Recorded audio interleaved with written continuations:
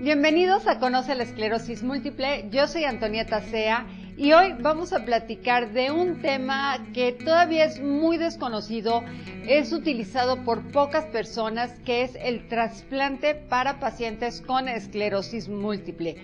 Vamos a platicar con el doctor Guillermo Ruiz Argüelles.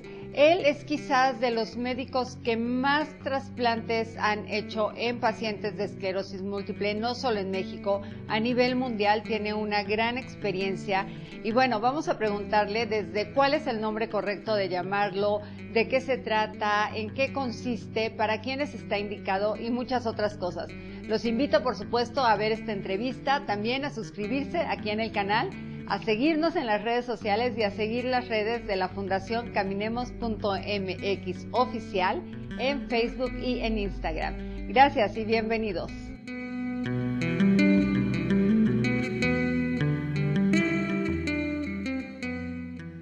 Muchas gracias, doctor. Buenos días y gracias por estar con nosotros. Buenos días y muchas gracias a ustedes por la invitación. Doctor, este tema del trasplante se ha vuelto algo que se comenta muchísimo en las redes sociales, en todos los grupos de pacientes. Siempre se está hablando del trasplante, pero muchos le dicen trasplante de médula, de células madre, trasplante autólogo. ¿Realmente cuál es el nombre correcto? Bueno, mire, lo que es autólogo son las células que se trasplantan.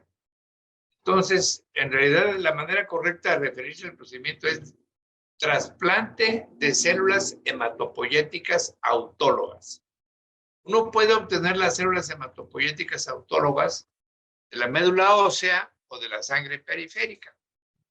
En el momento actual es más fácil y menos peligroso para el paciente obtenerlas de sangre periférica, y los trasplantes que nosotros hacemos en esclerosis múltiple son trasplantes de células hematopoyéticas autólogas obtenidas de sangre periférica. ¿Y en qué consiste este trasplante, doctor? Mire, en el trasplante de células hematopoyéticas autólogas, lo que uno hace es hacer que las células hematopoyéticas se pasen de la médula ósea hacia la sangre periférica. Ya que están en la sangre periférica, uno las recolecta por medio de sistemas de aféresis y las guarda fuera del organismo en refrigeradores. Después de este procedimiento, al paciente se le pone quimioterapia a dosis muy altas con el objetivo, en el caso de la esclerosis múltiple, de dañar el sistema inmune. En el caso de los cánceres hematopoyéticos es con el objetivo de matar a las células malignas. En el caso específico de la esclerosis múltiple, en realidad el trasplante no es más que un soporte para poder darle al paciente quimioterapia a dosis muy altas y de esta manera modificar su respuesta inmunológica. Es decir, en esclerosis múltiple, las células hematopoyéticas lo único que hacen es permitir que le podamos dar al paciente con esclerosis múltiple quimioterapia, específicamente ciclofosfamida, a dosis muy altas. El trabajo lo hace la ciclofosfamida para mejorar al paciente con esclerosis múltiple, no las células de la médula ósea ni de la sangre periférica. Estas se utilizan solo para que el paciente pueda recibir esas dosis altas de quimioterapia, ya que si no se hiciera esta maniobra, el paciente podría tener muchas complicaciones de falta de glóbulos blancos, falta de plaquetas, complicaciones infecciosas y demás. Ciclofosfamida es lo que le llaman quimioterapia, porque es que la palabra quimioterapia la tenemos relacionada a cáncer, ¿no? Oímos quimioterapia, ya pensamos en cáncer, en me voy a quedar pelón, en esas cosas. La ciclofosfamida es un medicamento que sí, en efecto, es quimioterapia, tiene efecto para matar células cancerosas, pero también tiene efecto para matar células del sistema inmune. En el caso de la esclerosis múltiple, lo que nos interesa es su efecto para matar células del sistema inmune. Entonces, esa es la droga pivote en torno a la cual giran todos los programas de trasplantes de células hematopoyéticas en todo el mundo, y nosotros la utilizamos como el medicamento principal para llevar a cabo el trasplante. La manera de administrarla es diferente. En muchos lugares del mundo se utilizan 4 días consecutivos de ciclofosfamida. Nosotros usamos 2 días de ciclofosfamida, luego un periodo de 7 días de descanso, luego 2 días más de ciclofosfamida.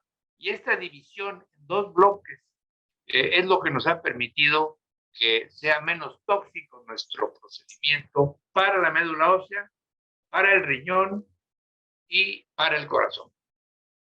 Claro, y como usted nos dice, al final la ciclofosfamida, o que en cáncer está más relacionada a la palabra quimioterapia, al bajar las células, les da esto, no sé si el nombre correcto es neutropenia, ¿no? Cuando se bajan mucho las células y tienes que estar por eso en este ambiente aislado, muy protegido, muy limpio, para que no te pueda pasar algo más, ¿no? Exactamente. Que tengo entendido que el trasplante dura pues varias semanas, ¿no? Son 4 semanas los que dura el paciente internado. Los pacientes no se internan para ser trasplantados. Una de las características de nuestro programa es que los hacemos fuera del hospital. Tenemos un edificio especial para albergar a los pacientes durante el trasplante, pero no es un hospital, es simplemente un edificio de departamentos en el que hay estrictas reglas de higiene y nada más. El procedimiento dura 28 días en total. Al principio se le dan al paciente los medicamentos para movilizar las células de la médula ósea a la sangre periférica y después se le pone la quimioterapia. Los 200 miligramos por kilo se dividen en 4 dosis, cada una de 50 miligramos por kilo. Es la manera como se administra la ciclofosfamida. Ya que el paciente ha recuperado la hematopoiesis gracias al apoyo de las células hematopoyéticas, entonces le ponemos al paciente 1000 miligramos de rituximab, que es la parte final del programa del trasplante que hacemos nosotros. Y doctor, ¿para quiénes está indicado este procedimiento? ¿Es para esclerosis múltiple remitente recurrente, para secundaria progresiva, para primaria progresiva? ¿Quiénes serían los pacientes que pueden acceder a esto? En muchos lugares del mundo solamente trasplantan a los pacientes con esclerosis múltiple remitente recurrente. Y la razón es que esos son los que mejor responden al trasplante. Sin embargo, los pacientes con primaria progresiva o secundaria progresiva también responden al trasplante. Nosotros trasplantamos cualquier tipo de esclerosis múltiple porque nuestro objetivo es ofrecerle al paciente una opción terapéutica y no crear números bonitos, como pasa en el caso de las remitentes recurrentes, que son las que trasplantan solamente en algunos lugares de Estados Unidos y de otros sitios de Europa. Nosotros se lo ofrecemos a cualquier paciente. Otra cosa que es importante entender es que en muchos lugares del mundo reservan el trasplante para casos que no han respondido a otros esquemas o para casos muy avanzados. Esto es, de acuerdo a nuestra experiencia, un error. Los mejores resultados del trasplante de células hematopoyéticas autólogas en esclerosis múltiple los hemos observado en pacientes que tienen poco tiempo de evolución y la razón es que es cuando tienen más posibilidades de cambiar la historia natural de su enfermedad.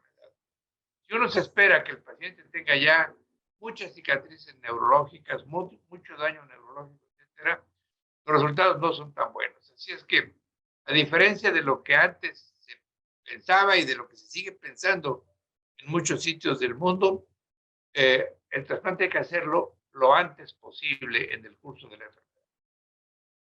Doctor, ¿y al cuánto tiempo se ven resultados de este trasplante o de este tratamiento? El 10% de los pacientes que trasplantamos experimentan resultados inmediatos, es decir, durante el mismo trasplante. Los demás pacientes obtienen los mejores resultados 12 a 18 meses después del trasplante. Gruesamente, el 80% de los pacientes que trasplantamos con cualquier tipo de esclerosis múltiple muestran respuesta al tratamiento y se divide en dos partes la respuesta. Una es estabilización de la enfermedad, lo cual ocurre en el 40% de los casos, y mejoría de la sintomatología neurológica en otro 40% de los casos. Esto hace que el índice total de respuesta sea del orden de 80%. Y solamente el 20% no responden al trasplante de células hematopoyéticas autólogas. Doctor, ¿solamente se puede hacer una vez en la vida? O sea, este es un procedimiento que solo te hacen una vez. No, se puede hacer varias veces. Nosotros tenemos un grupo de alrededor de 10, 15 pacientes a los que les hemos hecho 2 trasplantes. Cuando el paciente muestra una disminución de su respuesta, habitualmente años después del trasplante, se puede volver a llevar a cabo el trasplante y hay también posibilidades de tener una respuesta adecuada. Doctor, ¿y quién sería el médico indicado para, pues precisamente para indicar este tratamiento? Porque nos dice que es algo hematológico. Entonces, ¿es el hematólogo, es el neurólogo? ¿Quién es el indicado? Bueno, los hematólogos hemos hecho trasplantes de células hematopoyéticas, tanto autólogas como halogénicas, durante muchos años y sabemos hacerlo. Entonces, los que deben hacer el trasplante son los hematólogos, pero los que deben indicarlo son los neurólogos. Curiosamente, los neurólogos no están muy convencidos del trasplante y no lo tienen considerado como una opción terapéutica adecuada. Es probable que esta falta de indicación del trasplante por parte de los neurólogos derive de que hace algunos años, hace 25, 30 años, los trasplantes eran graves, eran complicados y causaban mortalidad hasta en el 25% de los pacientes. Por eso es que se reservaba para casos muy graves de la enfermedad, que no habían respondido a otros esquemas de tratamiento. Hoy en día, los trasplantes de células hematopoyéticas autólogas en esclerosis múltiple son muy seguros. En nuestra experiencia, tenemos ya 1,400 pacientes con esclerosis múltiple trasplantados. Solamente 3 han fallecido, de tal manera que la tasa de complicaciones fatales en métodos nuevos, modernos para hacer los trasplantes es sumamente baja. Como les digo, 3 en 1,400. ¿Cuándo se empezó a utilizar aquí en México el trasplante? En todo el mundo, el trasplante de células hematopoyéticas en esclerosis múltiple se comenzó a utilizar hace más o menos 30 años. Nosotros, aquí en México, comenzamos a hacer el trasplante en células hematopoyéticas autoinmunes en esclerosis múltiple hace aproximadamente 10 años. Doctor, ¿y hay alguna contraindicación? ¿Hay, no sé, personas que padezcan alguna otra enfermedad como diabetes, que sabemos que es muy frecuente en este país, o hipertensión, quienes digan de plano, tú no eres candidato? Sí, antes del trasplante hacemos una evaluación cuidadosa de los pacientes quienes tienen, además de esclerosis múltiple, alguna otra enfermedad. Los pacientes que tienen insuficiencia renal grave, por ejemplo, no se pueden trasplantar. Los pacientes que tienen problemas cardíacos graves tampoco se pueden trasplantar. Pero en realidad son pocas las contraindicaciones para llevar a cabo el trasplante de células hematopoyéticas. Nosotros, además, recomendamos que los trasplantes se hagan solamente a aquellos pacientes quienes tienen un score de EDSS menor de 7, es decir, que puedan caminar, que puedan ser transportados en sillas de ruedas, etcétera. Porque el paciente que está confinado a una cama es muy complicado trasplantarle. Nosotros no llevamos a cabo trasplantes en pacientes que tienen scores de EDSS mayores de 7. Esta es la escala de discapacidad, ¿verdad? Ese numerito que el doctor, que el neurólogo en la consulta va sumando y te da tu número de discapacidad. Exacto, ese es el que es importante para decir el trasplante. Nosotros trasplantamos pacientes que tienen ese numerito por abajo de 7.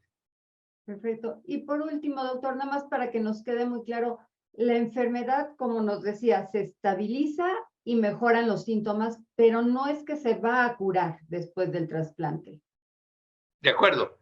El término curación prefiere no utilizarse en esclerosis múltiple como no se utiliza en muchas enfermedades autoinmunes.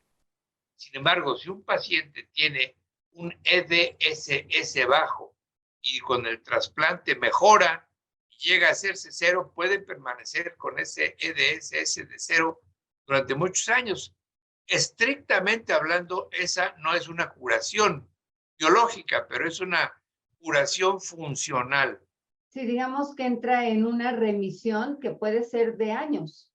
Exacto. Y pues, repito, el término de curación prefiere no utilizarse porque siempre hay el riesgo de recaída, pero desde el punto de vista operativo son pacientes que quedan funcionales al 100% durante el resto de su vida.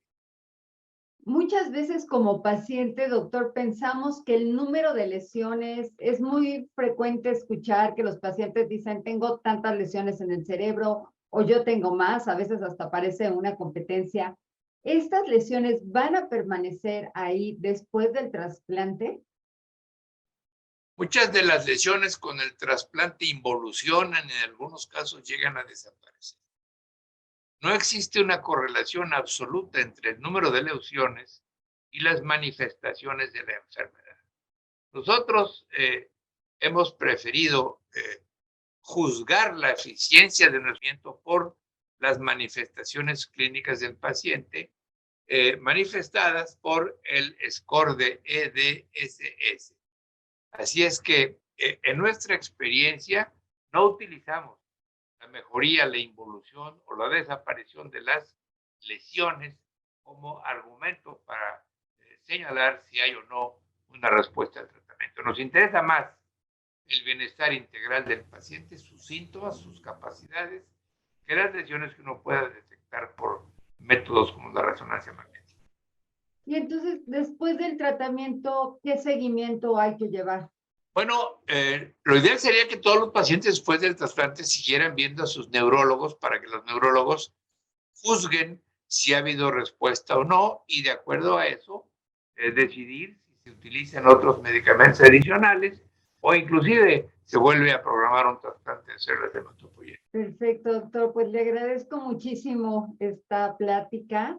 Creo que nos queda mucho más claro de en qué consiste este procedimiento y sobre todo que nos dice usted, hasta el momento no se puede considerar que sea curativo, hay que seguir con tu doctor, tienes que seguir yendo a consultas y pues esto, tener esta vigilancia médica. Indudablemente. Muchas gracias a usted. Saludos a todos.